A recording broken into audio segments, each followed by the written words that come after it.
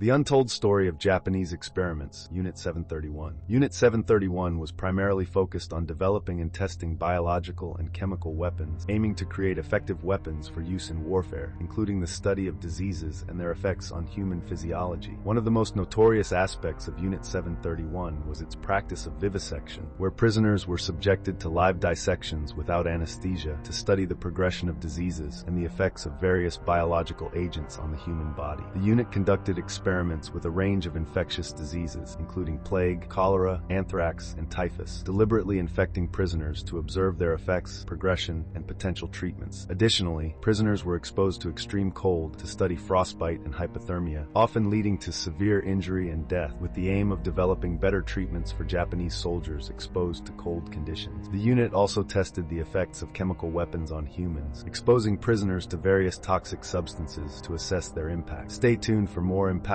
and aftermath content.